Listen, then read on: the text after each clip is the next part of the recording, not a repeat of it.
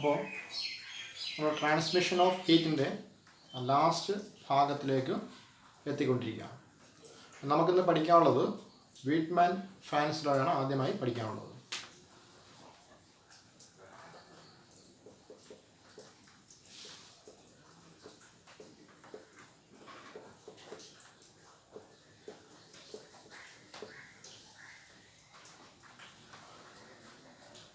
സ്ഥിരം ചോദിക്കുന്ന ക്വസ്റ്റ്യനുകളിൽ ഒന്നാണ്. അപ്പോൾ അത് വളരെ സിമ്പിളായിട്ട് നമുക്ക് പറയാൻ കഴിയും. നിങ്ങളൊരു മെറ്റൽ എടുക്കുക, കോപ്പറോ അലൂമിനിയോ അയണോ അതുപോലെ ഒരു മെറ്റൽ എടുക്കുക. അപ്പോൾ ആ മെറ്റലിന് ഹീറ്റ് കണ്ടക്ട് ചെയ്യാൻ പറ്റും, അതോടൊപ്പം തന്നെ കറണ്ട് പാസ് ചെയ്യാനും പറ്റും. ഹീറ്റ് കണ്ടക്ട് ചെയ്യും എന്നുള്ളത് കൊണ്ട് അതിന് തെർമൽ കണ്ടക്ടിവിറ്റി ഉണ്ടായിരിക്കും. കറണ്ട് പാസ് ചെയ്യും എന്നുള്ളത് കൊണ്ട് ഇലക്ട്രിക്കൽ കണ്ടക്ടിവിറ്റി ഉണ്ടായിരിക്കും. നിങ്ങൾ ഇപ്പോൾ കോപ്പർ എടുക്കുക, റൂം ടെമ്പറേച്ചർ. അപ്പോൾ റൂം ടെമ്പറേച്ചർ ആകുമ്പോൾ ഏകദേശം ഒരു 27 ഡിഗ്രി സെൽഷ്യസ് ആണെന്ന് അസ്യൂം ചെയ്യുക. അപ്പോൾ 300 കെൽവിൻ വരും. അപ്പോൾ അതെടുത്തതിന് ശേഷം നിങ്ങൾ അതിൻ്റെ തെർമൽ കണ്ടക്ടിവിറ്റി നോക്കുക. അടുത്ത് ഇലക്ട്രിക്കൽ കണ്ടക്ടിവിറ്റി നോക്കുക. രണ്ടിൻ്റെയും കൂടി റേഷ്യോ എടുക്കുക.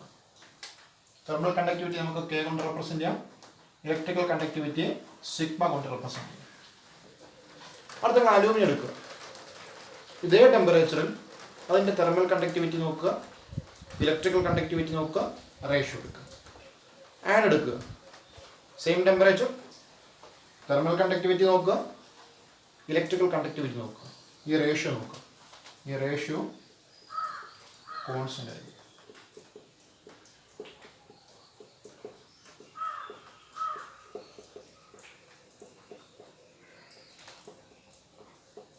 ഫോർ ഓൾ മെറ്റൽസ്, എല്ലാ മെറ്റൽസിൻ്റെ കേസിനകത്തും. അപ്പോൾ എല്ലാ മെറ്റൽസിൻ്റെ കേസിനകത്തും തെർമൽ കണ്ടക്ടിവിറ്റിയുടെയും ഇലക്ട്രിക്കൽ കണ്ടക്ടിവിറ്റിയുടെയും റേഷ്യോ സെയിം ആയിരിക്കും. സെയിം ഒരേ ടെമ്പറേച്ചറിനാണ് എടുക്കുന്നത്. അപ്പോൾ അവിടുത്തെ ഒരു സംഭവമുണ്ട്, ടെമ്പറേച്ചർ മാറിയാൽ എങ്ങനെയാണ്? ടെമ്പറേച്ചർ മാറിയാൽ ഈ റേഷ്യോ മാറും, കൂടും. അതിപ്പോൾ എല്ലാ മെറ്റൽസിൻ്റെയും കൂടും. നമുക്ക് പറയാം thermal conductivity to electrical conductivity is directly proportional to temperature. Absolute temperature എന്ന് പറഞ്ഞാൽ ടെമ്പറേച്ചർ ഇൻ കെൽവിൻ സ്കെയിൽ, കെൽവിനിലേക്ക് നമ്മൾ മാറ്റും, അതുമായി ഡയറക്ട്ലി പ്രൊപ്പോർഷൻ ആയിരിക്കും. Or K by sigma T is equal to constant for all metals. ഇതാണ് വീറ്റ്മാൻ ഫ്രാൻസ് ലോ. അപ്പോൾ വീറ്റ്മാൻ Franz എന്ത് പറയുന്നു? The ratio of thermal conductivity to electrical conductivity is constant for all or same for all metals at same temperature, or thermal conductivity to electrical conductivity is directly proportional to absolute temperature. Therefore we can write K by sigma T is equal to constant. ഇതാണ് വീറ്റ്മാൻ France law. അപ്പോൾ ഏതൊരു metal എടുത്താലും, ഇപ്പോൾ copper എടുത്താലും aluminium എടുത്താലും അതിൻ്റെ thermal കണ്ടക്ടിവിറ്റിയുടെയും electrical കണ്ടക്ടിവിറ്റിയുടെയും ratio എന്തായിരിക്കും? Same ആയിരിക്കും കിട്ടുന്നത്. കോപ്പറിന് എടുക്കുമ്പോഴും കിട്ടുന്ന അതേ വാല്യൂ തന്നെ ആയിരിക്കും, അലൂമിനിയം എടുക്കുമ്പോഴും കിട്ടുന്നത്. വ്യത്യാസം ടെമ്പറേച്ചർ കൂടുമ്പോൾ ഈ കോൺസ്റ്റന്റ് മാറും. അപ്പോൾ ആദ്യമേ കിട്ടിയത് 2.9 ആണെങ്കിൽ അടുത്തത് 3.1 3.2 വല്ലതായിരിക്കും. പക്ഷേ അത് ടെമ്പറേച്ചർ കൂടുമ്പോൾ കോപ്പറിൻ്റെതും മാറും, അലൂമിനിയത്തിനും മാറും. ഒരു ഫോർ എ ഗിവൺ ടെമ്പറേച്ചർ എല്ലാ മെറ്റൽസിൻ്റെയും K by sigma ratio constant. ഇതാണ് വീറ്റ്മാൻ ഫ്രാൻസ് ലോ.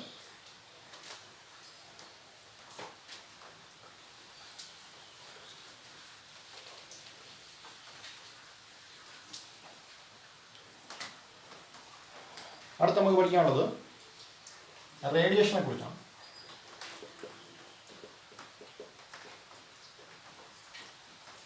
അപ്പോൾ ഹീറ്റ് എനർജി 3 രീതിയിൽ ട്രാൻസ്ഫർ ചെയ്യപ്പെടാൻ നമ്മൾ പഠിച്ചിട്ടുണ്ട്. കണ്ടക്ഷൻ, കൺവെക്ഷൻ, അതിന് തേർഡ് വൺ റേഡിയേഷൻ.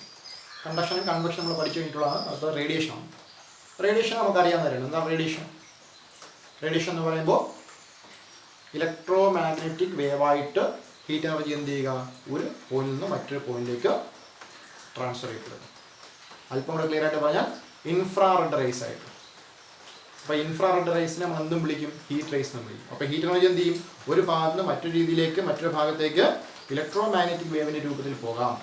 ആ ഇലക്ട്രോ മാഗ്നറ്റിക് വേവ് നമ്മൾ എന്ത് പറയും? ഇൻഫ്രാറെഡ് റേസ് എന്ന് പറഞ്ഞാൽ ഗ്രൂപ്പിലാണ് വരുന്നത്. അപ്പോൾ ഇൻഫ്രാറെഡ് റേസ് ആയിട്ട് റേഡിയേഷൻ. അപ്പോൾ അതിൻ്റെ പ്രോപ്പർട്ടീസ് നിങ്ങൾക്ക് അറിയാമായിരിക്കും. അതിന് മീഡിയം വേണമെന്നില്ല, വേഗത്തിൽ കൂടി ട്രാവൽ ചെയ്യാൻ പറ്റും. അതിൻ്റെ സ്പീഡ് ലൈറ്റിൻ്റെ സ്പീഡായിരിക്കും 310⁸ മീറ്റർ/സെക്കൻഡ് ആയിരിക്കും. അതിന് ലൈറ്റിനെ പോലെ തന്നെ റിഫ്ലക്ഷൻ ഉണ്ടാവും, റിഫ്രാക്ഷൻ ഉണ്ടാവും, ഇൻ്റർഫറൻസ് ഉണ്ടാവും, ഡിഫ്രാക്ഷൻ അങ്ങനെയുള്ള ഫിനോമിനൻസ് എല്ലാം ഉണ്ടാവും. അപ്പോൾ ഇൻഫ്രാറെഡ് റേസ് ആണെന്നുള്ള കാര്യം നമ്മൾ ആലോചിച്ചാൽ മതി. അതാണ് റേഡിയേഷൻ. അപ്പോൾ ലൈറ്റിനെ പോലെ ഹീറ്റ് എനർജിക്ക് എന്ത് ചെയ്യാൻ പറ്റും? ഇലക്ട്രോമാഗ്നറ്റിക് വേവൻ്റെ ആയിട്ട് ഒരു പോയിന്റിൽ നിന്ന് മറ്റൊരു പോയിന്റിലേക്ക് ട്രാൻസ്ഫർ ചെയ്യാൻ പറ്റും. അത് നമ്മൾ എന്ത് പറയുക? റേഡിയേഷൻ ആണ് പറയുക. പിന്നെ നമ്മൾ പഠിക്കുന്ന ഒരു കാര്യം ബ്ലാക്ക് ബോഡി.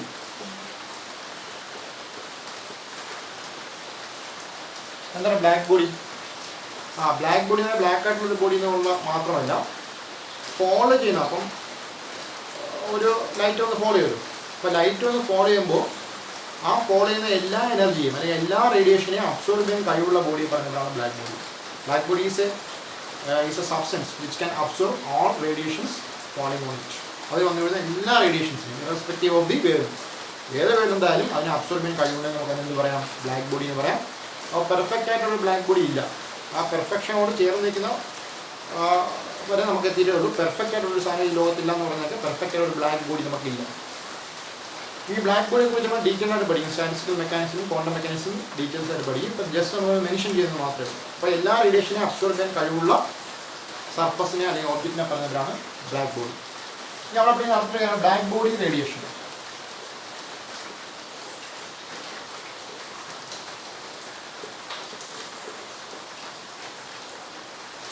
അപ്പോൾ ഒരു ബ്ലാക്ക് ബോഡിക്ക് അല്ലെങ്കിൽ ആ ഒരു ഓബ്ജക്റ്റിന് എല്ലാ റേഡിയേഷൻ അബ്സോർബ് ചെയ്യാൻ കഴിയുമെന്ന് നമ്മൾ പറഞ്ഞല്ലോ.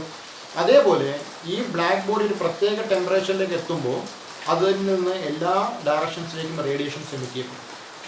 അപ്പം ഒരു ബ്ലാക്ക് ബോഡി നമ്മൾ എടുക്കുന്നു, അത് നമ്മൾ എന്ത് ചെയ്യുന്നു? ഹീറ്റ് ചെയ്യുന്നു. ഹീറ്റ് ചെയ്യുമ്പോൾ സ്വാഭാവികം എന്ത് ചെയ്യും? ടെമ്പറേച്ചർ കൂടും. ആ ടെമ്പറേച്ചർ കൂടുമ്പോൾ നമുക്ക് ഒബ്സർവ് ചെയ്യാൻ കഴിയുന്ന മറ്റൊരു കാര്യം, അതിൽ നിന്ന് എന്ത് ചെയ്യപ്പെടും? റേഡിയേഷൻസ് ഡിഫറെൻറ്റ് വേവിൽ എന്ത് ചെയ്യപ്പെടും? എമിറ്റ് ചെയ്യപ്പെടും. അങ്ങനെ ഒരു ബ്ലാക്ക് ബോഡി ഒരു പർട്ടിക്കുലർ ടെമ്പറേച്ചറിൽ എമിറ്റ് ചെയ്യുന്ന റേഡിയേഷൻസിനെ പറഞ്ഞവരാണ് ബ്ലാക്ക് ബോഡി റേഡിയേഷൻ. ഈ ബ്ലാക്ക് ബോഡി റേഡിയേഷൻ എക്സ്പ്ലെയിൻ ചെയ്യാൻ നമ്മളെ അന്ന് വരെ നിലവിലുണ്ടാകുന്ന ഫിസിക്സിനെ പറ്റാതിരുന്നപ്പോഴാണ് നമ്മൾ ക്വാണ്ടം മെക്കാനിക്സ് അല്ലെങ്കിൽ ക്വാണ്ടം ഫിസിക്സിലേക്ക് പോയത്. അപ്പോൾ എന്തായാലും ബ്ലാക്ക് ബോഡി റേഡിയേഷൻ. അപ്പോൾ ബ്ലാക്ക് ബോഡി എന്ന് പറഞ്ഞാൽ എല്ലാ റേഡിയേഷൻസും അബ്സോർബ് ചെയ്യാൻ കഴിവുള്ളതാണ്. അതുപോലെ തന്നെ എന്ത് ചെയ്യാൻ പറ്റും? ആ ഒരു പ്രത്യേക ടെമ്പറേച്ചറിൽ ഇരിക്കുമ്പോൾ റേഡിയേഷൻസ് എമിറ്റ് ചെയ്യാനും പറ്റും. അപ്പോൾ ഒരു ബ്ലാക്ക് ബോഡി ഒരു പ്രത്യേക ടെമ്പറേച്ചറിൽ ഇരിക്കുമ്പോൾ എമിറ്റ് ചെയ്യുന്ന റേഡിയേഷൻസിനെ പറഞ്ഞവരാണ് എന്ത്? Black body radiation. നമുക്ക് ഇത് ഡീറ്റെയിൽ ആയിട്ട് നമുക്ക് ഹയർ ക്ലാസ്സുകളിൽ പഠിക്കാറുണ്ട്. അപ്പോൾ തൽക്കാലം ഈ ഒരു പോയിന്റ് മാത്രം ഓർമ്മിച്ചിരുന്നതാണ്. കാരണം നമുക്ക് സ്റ്റീഫൻസ് ലോ പറയാൻ വേണ്ടിയാണ്. Next Stefan's law.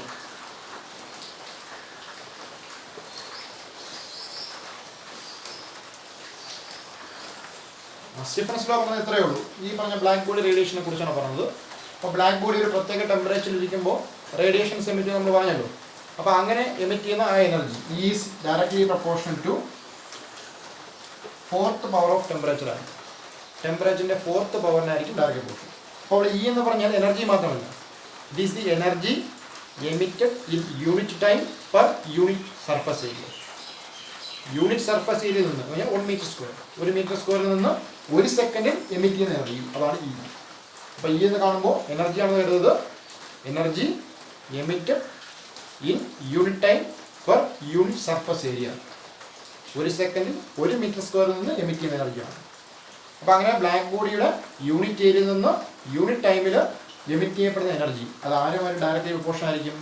അത് ആ ബ്ലാക്ക് ബോഡി ഇപ്പോൾ ഏത് ടെമ്പറേച്ചറിലാണോ ഇരിക്കുന്നത് അതിൻ്റെ 4th പവറുമായിട്ട് ഡയറക്റ്റ്ലി പ്രൊപ്പോർഷൻ ആയിരിക്കും. ഇതാണ് സ്റ്റീഫൻസ് ലോ എന്ന് പറയുന്നത്. ഇത് സ്റ്റീഫൻസ് ബോൾട്സ്മാൻ ലോ എന്നും അറിയപ്പെടാറുണ്ട്.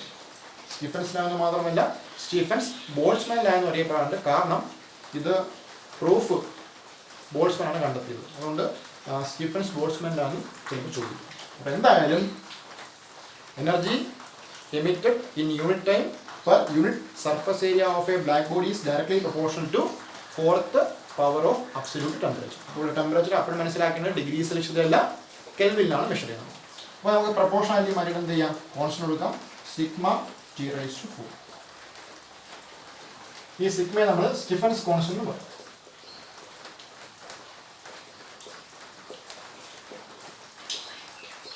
അതിൻ്റെ value is equal to 5.67 into 10 raised to minus 8. ഈ യൂണിറ്റ് എന്ത് വരും നോക്ക്? സിഗ്മ ഈസ് ഈക്വൽ ടു ഇവിടെ നമുക്ക് എന്ത് ചെയ്യാം? E by T raise to 4. ഇനി ഇ എന്താണ്?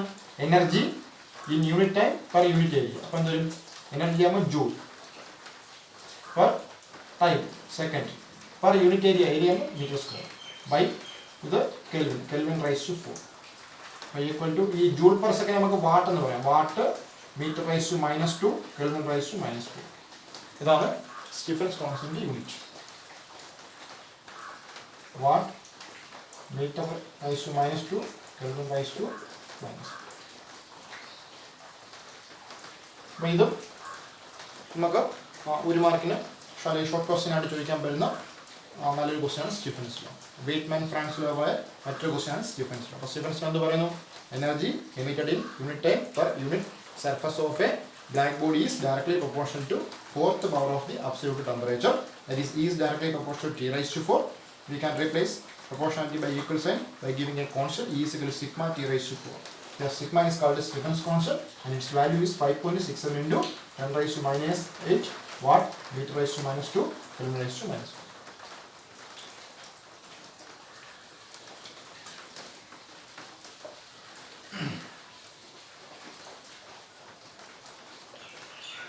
അടുത്തത് സോളാർ കോൺസ്റ്റന്റ്.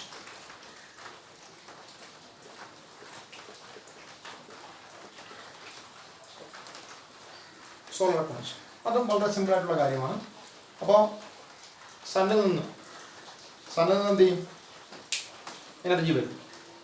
അപ്പോൾ സണ്ണിൽ നിന്ന് വരുന്ന എനർജി അറ്റ്മോസ്ഫിയർ വഴി കടന്ന് എർത്തിലേക്ക് എത്തിച്ചേരും. അപ്പോൾ അറ്റ്മോസ്ഫിയറിലുള്ള particles, dust particles, air molecules അങ്ങനെ ആൾക്കാർ അതിനെ അബ്സോർബ് ചെയ്യും. അതുകൂടാതെ എർത്തിൽ വന്ന് ഫോളോ ചെയ്യുമ്പോൾ എർത്തും എന്ത് ചെയ്യും? അതിൻ്റെ എനർജി അബ്സോർബ് ചെയ്യും. അപ്പോൾ നമ്മൾ സൺ എടുക്കുന്നു, ആ സണ്ണിന് അറൗണ്ടായിട്ട് എർത്ത് റിവോൾവ് ചെയ്തുകൊണ്ടിരിക്കുകയാണ്.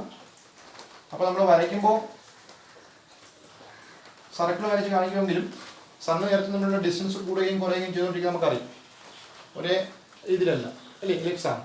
അപ്പോൾ ആ ഡിസ്റ്റൻസ് മാറുന്നുണ്ട്. എങ്കിലും തൽക്കാലം നമുക്ക് എന്തായിട്ട് അസ്യൂം ചെയ്യാം?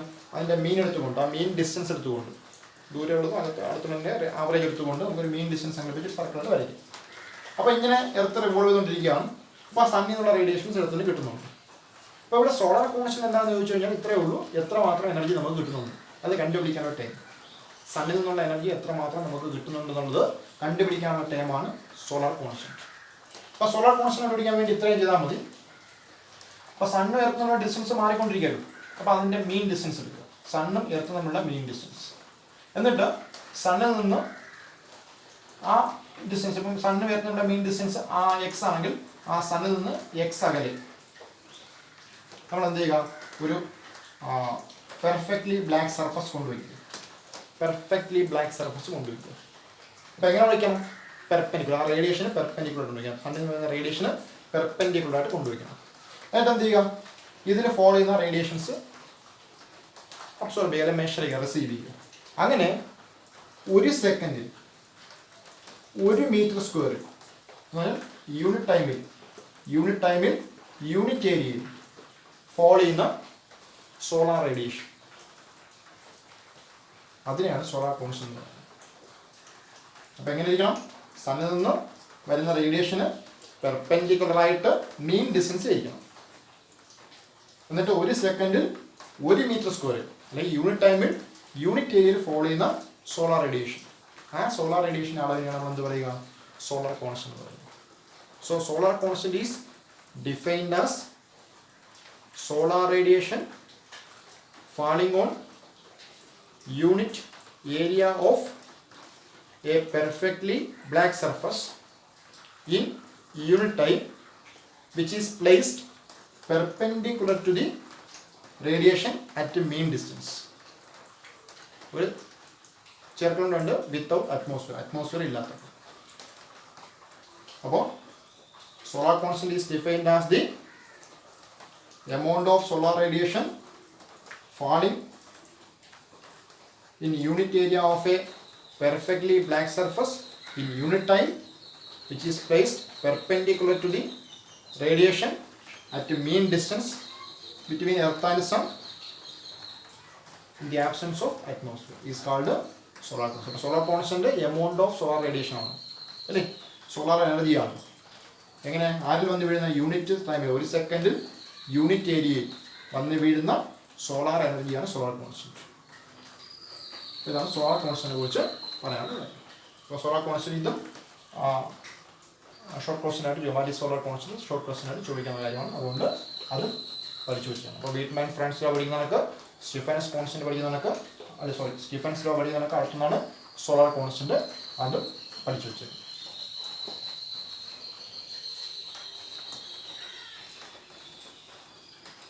നെക്സ്റ്റ് ഈ സ്റ്റീഫൻസ് ലോയും സോളാർ കോൺസ്റ്റന്റ് നമ്മൾ പഠിച്ചു കഴിഞ്ഞല്ലോ. അതിൻ്റെ ആ രണ്ട് അറിവ് വെച്ചിട്ട് നമുക്ക് സണ്ണിൻ്റെ ടെമ്പറേച്ചർ കണ്ടുപിടിക്കാം. Temperature of the sun.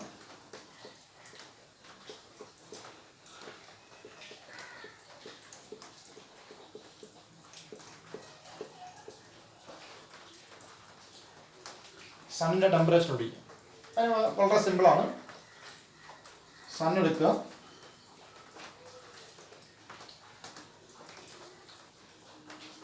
സണ്ണിൻ്റെ radius capital R ആണെന്ന് കരുതുക. സ്വാഭാവികമായിട്ടും അതിൻ്റെ സർഫസ് ഏരിയ 4πr² ആയിരിക്കും. എന്നിട്ട് അവിടെ നിന്ന് എർത്ത് അതിന് അറൗണ്ടായിട്ട് റിവോൾവ് ചെയ്യുന്നുണ്ട്. അപ്പോൾ അതിൻ്റെ മെയിൻ ഡിസ്റ്റൻസ് സ്മോൾ r ആണെന്ന് കരുതുക. ആ എർത്തും സണ്ണും തമ്മിലുള്ള മെയിൻ ഡിസ്റ്റൻസ് സ്മോൾ r ആണെന്ന് കരുതുക. അപ്പോൾ എർത്ത് അതിന് അറൗണ്ടായിട്ട് റിവോൾവ് ചെയ്യുന്നുണ്ട്.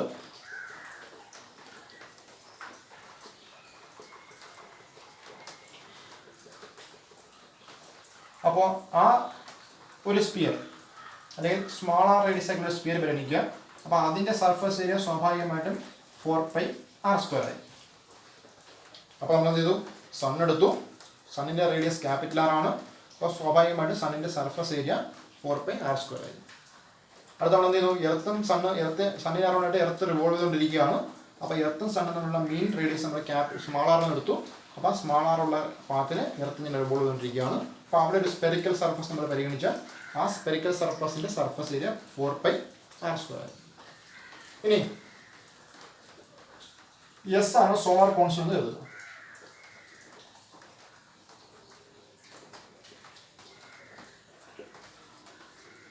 S ഉള്ളത് solar constant R radius of the sun, small r mean distance between earth and sun. അപ്പോൾ നമ്മൾ ആലോചിച്ച് നോക്കൂ, ഈ സണ്ണിനുള്ള എനർജി, സണ്ണൊരു സ്പെറിക്കൽ സണ്ണാണ്, ആ സണ്ണിനുള്ള റേഡിയേഷൻസ് എല്ലാ ഡയറക്ഷൻസിലേക്കും പോകും.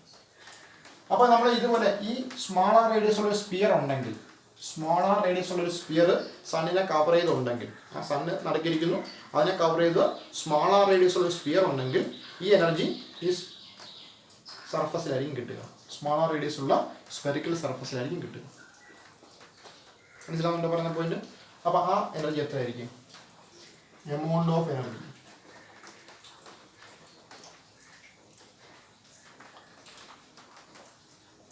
received by a sphere of radius small r is equal to, അപ്പോൾ amount of energy received by a sphere of radius r in unit time equal to unit ടൈമിൽ ഒരു സെക്കൻഡിൽ കിട്ടുന്ന എനർജി എത്രയായിരിക്കും? എന്നുണ്ട്. അപ്പോൾ നമ്മൾ സോളാർ കോൺസ്റ്റന്റ് പറഞ്ഞിട്ടുണ്ട്. എന്താണ് സോളാർ കോൺസ്റ്റന്റ്? ഒരു സെക്കൻഡിൽ 1 മീറ്റർ സ്ക്വയറിന് കിട്ടുന്ന സോളാർ എനർജി. ഒരു സെക്കൻഡിൽ 1 മീറ്റർ സ്ക്വയറിന് കിട്ടുന്ന എനർജിയാണ് എസ്. ഒരു സെക്കൻഡിൽ 1 മീറ്റർ സ്ക്വയറിന് കിട്ടുന്നതാണ് അല്ലേ നമ്മുടെ ബ്ലാക്ക് ബോഡിയിലെ സാധനം. ഇവിടെ ഇപ്പം ഈ സണ്ണിന് അറൗണ്ട് ആയിട്ട് അല്ലെങ്കിൽ സണ്ണിൻ്റെ റേസ് കടന്നു പോകുന്ന പാത്തിരിക്കുന്ന R റേഡിയസ് ഉള്ളൊരു സ്പിയർ ആണ്. R റേഡിയസ് ഉള്ള സ്പിയർ ആണ് ഇരിക്കുന്നത്. R റേഡിയസ് ഉള്ള സ്പിയറിൻ്റെ സർഫസ് ഏരിയ 4πr² ആണ്. അപ്പോൾ 1 മീറ്റർ സ്ക്വയറിന് കിട്ടുന്നതാണ് എസ് എങ്കിൽ 2 മീറ്റർ സ്ക്വയറിന് കിട്ടുന്നത് എത്രയായിരിക്കും? 2 × s. 3 മീറ്റർ സ്ക്വയറിന് കിട്ടുന്നത് എത്രയായിരിക്കും? 3 × s. അപ്പോൾ ഇവിടെ നമ്മുടെ കൈവശമുള്ള സ്പിയറിൻ്റെ സർഫസ് 4πr² ആണ്. അപ്പോൾ 4πr² ഉള്ള സർഫസിൽ കിട്ടുന്നത് എത്രയായിരിക്കും? 4πr² × s. അതുകൊണ്ട് 4πr² × s. അപ്പോൾ ഒരു സെക്കൻഡിൽ ഈ സണ്ണിന് ചുറ്റുമായിട്ടിരിക്കുന്ന R റേഡിയസ് ഉള്ള സ്പെറിക്കൽ സർഫസിന്, സണ്ണിന് ചുറ്റുമായിട്ടിരിക്കുന്ന R റേഡിയസ് ഉള്ള സ്പെറിക്കൽ സർഫസിന് കിട്ടുന്ന എനർജി എത്രയായിരിക്കും? 4πr².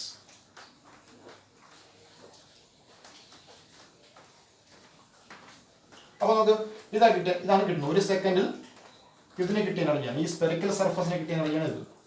ഈ എനർജി മുഴുവൻ ഈ സണ്ണിൽ നിന്ന് റിലീസ് ചെയ്തല്ലേ. ഈ എനർജി മുഴുവൻ ഇത്രയും എനർജി ഒരു സെക്കൻഡിൽ ഇത്രയും എനർജി എവിടെ നിന്നാണ് എമിറ്റ് ചെയ്യപ്പെട്ടത്? ഈ സണ്ണിന്റെ സർഫസിൽ നിന്നാണ് എമിറ്റ് ചെയ്യപ്പെട്ടത്. നമുക്ക് എന്തെഴുതാം? Amount of energy emitted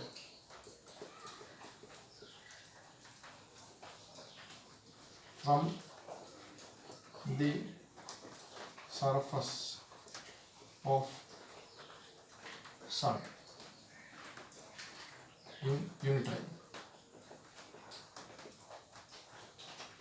is equal to 4 pi r square s.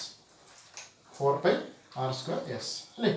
ഒരു സെക്കൻഡിൽ ഇവിടെ നിന്ന് എമിറ്റ് ചെയ്യപ്പെടുന്ന ഈ സർഫസിൽ നിന്ന് എമിറ്റ് ചെയ്യപ്പെടുന്ന total energy 4 pi r square x ആണ്.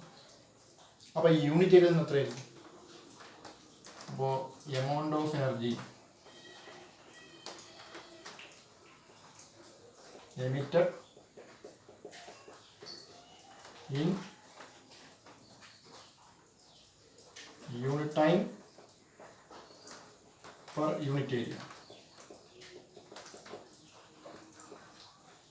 ഒരു സെക്കൻഡിൽ 1 മീറ്റർ സ്ക്വയറിൽ നിന്ന് എമിറ്റ് ചെയ്യപ്പെടുന്നത് നമ്മളെന്ത് പറയും? ഈ എത്രയായിരിക്കും? ഇ ഈസ് ഈക്വൽ ടു ഇത് ടോട്ടൽ എനർജി. നമുക്ക് വേണ്ടത് 1 മീറ്റർ സ്ക്വയറിന്റെ കാര്യമാണ്. അപ്പം സണ്ണിന്റെ സർഫസ് ഇത്രയാണ്, എത്രയാണ്? 4 pi r. അപ്പോൾ 4 pi r സ്ക്വയറിൽ നിന്നാണ് ഇത്രയും എനർജി പോകുന്നത്. അപ്പോൾ യൂണിറ്റിൽ നിന്ന് എത്ര വെച്ചാൽ ഇപ്പം 2 മീറ്റർ സ്ക്വയറിൽ നിന്ന് 20. അപ്പോൾ 1 മീറ്റർ സ്ക്വയറിൽ നിന്ന് എത്ര? 20/2. അപ്പോൾ നമുക്ക് 4 pi r സ്ക്വയർ എന്ന് പറഞ്ഞ സണ്ണിന്റെ സർഫസിൽ നിന്നാണ് 4 pi r സ്ക്വയർ s എന്ന് പറഞ്ഞ ഇത്ര എനർജി പുറത്തു വരുന്നത്.